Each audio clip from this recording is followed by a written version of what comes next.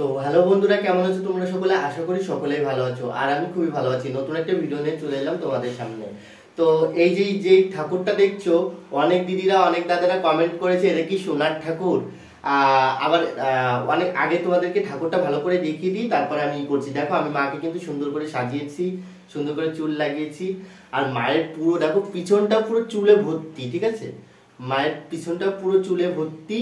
আর মা তো অসরূপ সুন্দরী, মানে কি বলবো। আর দেখো মাটাকে কত সুন্দর লাগছে।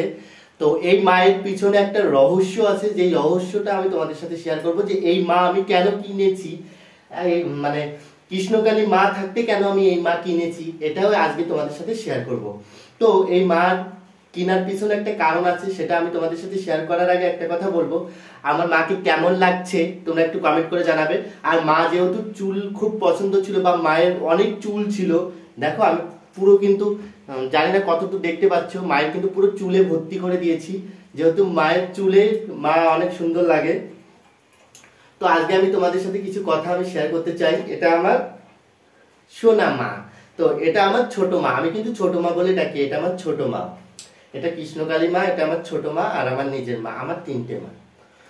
তো আমি তিন মা, আমার তিন মা, আমার আমার তিনটে মা, আমার কৃষ্ণকালী মা, আমার নিজের মা।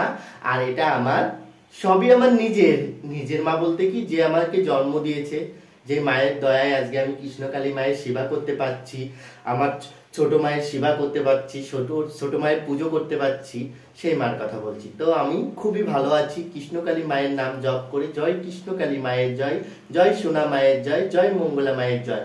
তো আজকে যে টপিক নিয়ে কথা বলবো, আমার এই মায়ের পিছনে কারণ আছে। এটা কোনো সোনার ঠাকুর নয়, এটা পিতলে ঠাকুর। কারণ এটা কেনার পিছনে একটা কারণ আছে। আমি স্বপ্ন দেখেছিলাম ছোট মায়ের, ঠিক আছে? যেমন আমি নৈহাটি গেছিলাম, নৈহাটি বড় মা ছিল, আরো এরকম অনেক ঠাকুর ছিল, ছোট মা ছিল, বড় মা ছিল, মেজো মা ছিল, সেজো মা ছিল, এরকম ছিল।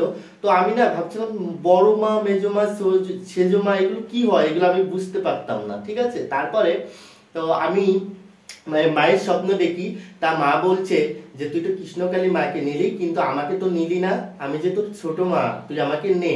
তো তখন আমি না স্বপ্ন দেখি, দেখো এই ঠাকুরটা কিন্তু আমি, আমার একটা বন্ধু আমাকে অনেকটাই হেল্প করেছিল।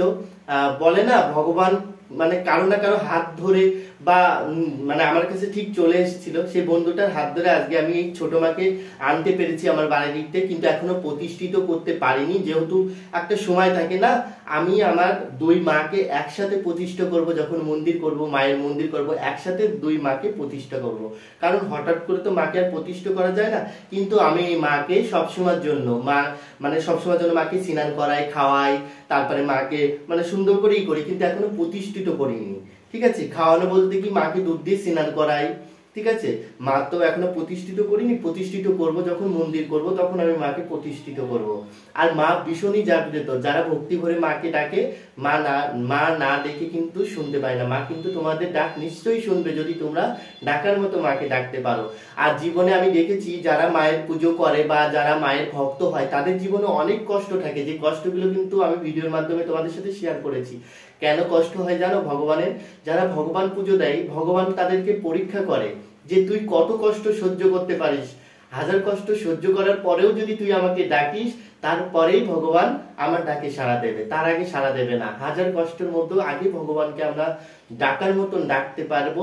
ভগবান আমাদেরকে অনেক কষ্ট দেবে, অনেক যন্ত্রণা দেবে, কিন্তু তখন যদি আমরা ভগবানকে ভুলে যাই, তখন যদি আমরা ভাবি যে না, ভগবান তো সবসময় আমাদের কষ্ট দেয়, দুঃখ দেয়, ভগবানকে আমরা ডাকবো না, তখন কিন্তু মা কিন্তু অসন্তুষ্ট হয়ে তখন আর তোমার কাছে আসবে না। মা হাজার কষ্টের মধ্যেও, মা যখন তোমাকে কষ্ট দেবে, দুঃখ দেবে, তোমাকে পরীক্ষা করবে না, তখন মাকে আরো তোমরা অনেক বেশি করে ভালোবেসো। কারণ একটা কথা জানো তো, মানে আমরা যেমন কর্ম করব, এই যে আমরা বলি না যে মায়ের দোষ, মা কেন এমন হলো, মা আমার সন্তান কেন এমন হলো, অকালে কেন চলে গেল, এইভাবে কেন এরকম হলো, এইসব কিন্তু আমরা মায়ের কাছে বলি। আসল কথা কি জানো তো, যে যেমন কর্ম করে তার ফল ঠিক তেমনই পেতে হয়। আমি যেমন কর্ম করেছি আমার তেমন ফল পেতে হবে, বা আপনারা যেমন কর্ম করবেন, আমার দিদিরা যেমন কর্ম করবে, দাদারা যেমন কর্ম করবে, সেই ফল তোমাদের পেতে হবে। যে যেমন ধরনের হয়, বা যে যেই মানে যেমন যদি কোনো পুণ্য করে বা পাপ করে, সেই ফলের পাপ বা সেই মানে সেইগুলো তাকে পেতেই হবে। কারণ পাপ বাপকেও ছাড়ে না, এই কথাটা কিন্তু আমি শুনেছি। ঠিক আছে। তো আমার এই ঠাকুরটা অনেকটা ভার, যে আমি উঁচু করে ধরে রাখতে পারছি না মাকে, মানে প্রচুর ভার, 4.5 কেজি ওয়েট। তো অনেকটাই ভার, এইভাবে ধরে মানে ধরে আমি তো ভিডিও করতে পারছি না। তো আমি মাকে একটু নামিয়ে রাখছি, তারপর আমি তোমাদেরকে দেখাচ্ছি। এখানে কিন্তু আমি মাকে একটু নামিয়ে রাখছি মায়ের পায়ের কাছে, যেহেতু এখন আমি প্রতিষ্ঠিত করিনি, মাকে প্রতিষ্ঠিত করব। তো এটা আমার ছোট মা, ঠিক আছে, খুবই আমার আমার খুবই আদরের আমার ছোট মা। আর এটা আমার কৃষ্ণকালী মা, ঠিক আছে, এটা আমার খুবই আদরের, আমি খুব ভালোবাসি। দুই মা একসাথে আমার প্রতিষ্ঠিত করবো। তার মাকে একটু নামিয়ে রাখি।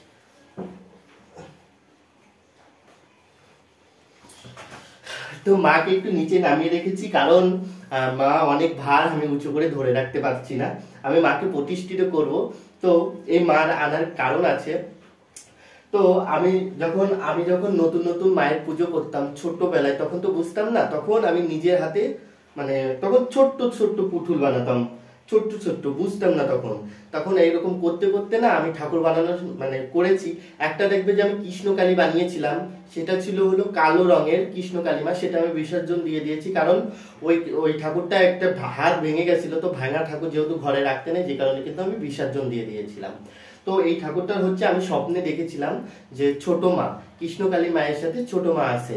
তো আমি সেইভাবে যখন আমি স্বপ্ন দেখেছিলাম, তো আমি দেখলাম যে ঠাকুরটা অনেকটা ছোট, যেহেতু ছোট মা, তখন আমি কিন্তু এই ঠাকুরটা মনে মনে ভাবি। আর যেসব দিদিরা দেখি না, ওই গোপাল ঠাকুর, গোপাল সোনাকে নিয়ে কোলে করে ঘুম পাড়ায়, তাকে খাইয়ে দেয়, এরকম দেখতাম। তখন আমি ভাবলাম যে আমি একটা পিতলের কালী ঠাকুর কিনবো, যেটা আমার ছোট মা।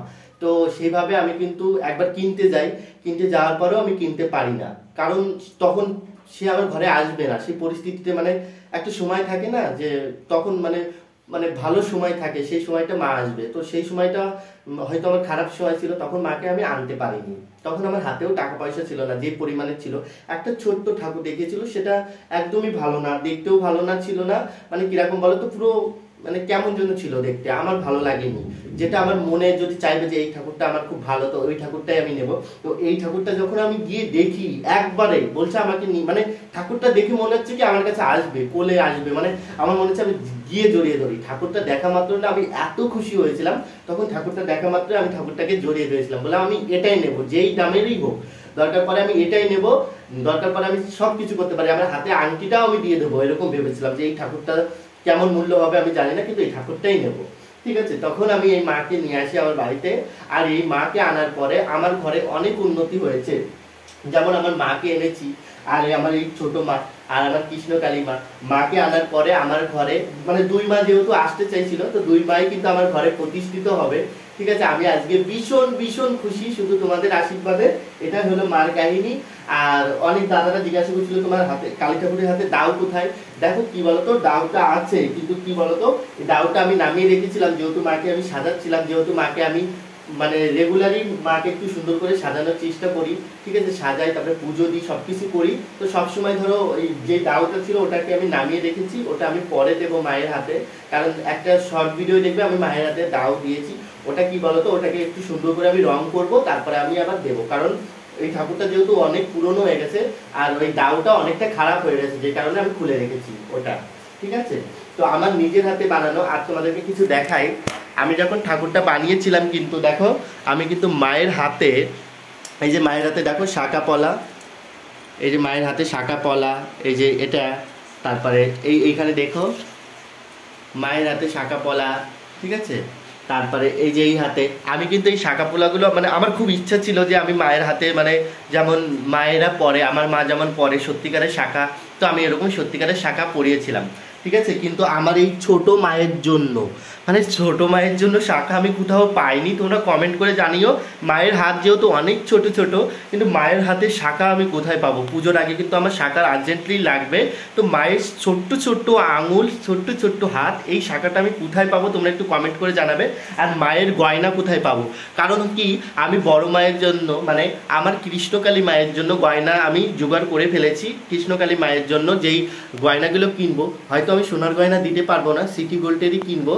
আর আমার এই ছোট মায়ের জন্য আমি সব সোনার গয়না কিনবো, কারণ আমার এই মাকে সোনার টিপ বানিয়ে দেবো, সোনার জিভ বানিয়ে দেবো যতটুকু পারি। যেহেতু ঠাকুরটা অনেকটাই বড়, আমার পক্ষে সম্ভব না মাকে সব কিছু সোনার বানিয়ে দেওয়ার, কারণ আমি খুবই অতি সাধারণ, অনেক কষ্ট করে ভিডিও করে কিছু উপার্জন করতে চাইছি আমার ছোট্ট মায়ের জন্য। আমি যেহেতু বলেছিলাম যে মা আমি তোমাকে সোনা দিয়ে ভরিয়ে দেবো, ঠিক আছে, আমার কালিমাকে বলেছিলাম, ছোটো মাকে বলেছিলাম তোমাকে আমি সোনা দিয়ে ভরিয়ে দেবো। তো আমার এই মনোবাসনা যাতে পূর্ণ হয় এইটুকু তোমরা আশীর্বাদ করো। আমি জানি আমার পাশে কেউ না থাকুক তোমরা সকলেই আছো, আর আমার কালিমা আছে, আমার ছোটো মা আছে, আমার বড় মা আছে, আমার সকল ইউটিউবার দিদিরা আছে, ঠিক আছে। আমি আমার ভিডিওটা এর ঠিক আর বড় করলাম না, আজকে আমি অনেক ভীষণ খুশি। তো আজকে তোমাদেরকে জানালাম এটা সোনার ঠাকুর না, এটা পিতলের ঠাকুর। অনেক লোকে জিজ্ঞাসা করছিল, যে কারণে কিন্তু আমি এটা বললাম, এটা পিতলের ঠাকুর, এটা সোনার ঠাকুর নয়। আর আমার স্বপ্নে পাওয়া আমার মা, ঠিক আছে। এইভাবে আর কি আমার মায়ের প্রতিষ্ঠিত হবে বাড়িতে, অনেক ধুমধাম করে মায়ের পুজো দেবো, ঠিক আছে। আর বেশি কথা বলবো না, আজকের মতন বাই বাই। কালকে একটা নতুন ভিডিওর সাথে আসবো। যারা আমার চ্যানেলে নতুন আছো প্লিজ লাইক সাবস্ক্রাইব করে আমার পাশে থাকবে। তো বাই বাই বন্ধুরা, সবাই ভালো থাকো। জয় কৃষ্ণকালী মায়ের জয়, জয় সোনা মায়ের জয়, জয় মঙ্গলা মায়ের জয়। মা যারা আমার ভিডিওটা দেখছে সবাইকে একটু আশীর্বাদ করো, তারা যাতে সুস্থ থাকে, তাদের পরিবারে যাতে সবাই সুস্থ থাকে। কারণ মা সবাই আমাকে কমেন্ট করে মা যে আমার পরিবারে একে ভালো করে দাও, ওকে ভালো করে দাও। মা যেই দিদিরা, যেই দাদারা তোমার কাছে প্রার্থনা করে, বা যে মারা তোমার কাছে প্রার্থনা করে যে তোমার কাছে তোমার নাম ডাকলে বা তোমার স্মরণে আসলে তাদের ভালো হবে, তুমি তাদেরকে ভালো রেখো মা। দরকার পড়ে তুমি শত কষ্ট আমাকে দাও, কিন্তু আমাকে কষ্ট দিয়ে যাতে ওই দিদি যাদের প্রবলেম থাকে তাদের ভালো করে দিও মা। শত কষ্ট তুমি আমাকে দিও, কারণ আমি কারো কষ্ট সহ্য করতে পারি না। তো যাই হোক, ভিডিওটা বড় করবো না। বাই বাই, সবাই ভালো থাকো। জয় মা, জয় মা, জয় মা।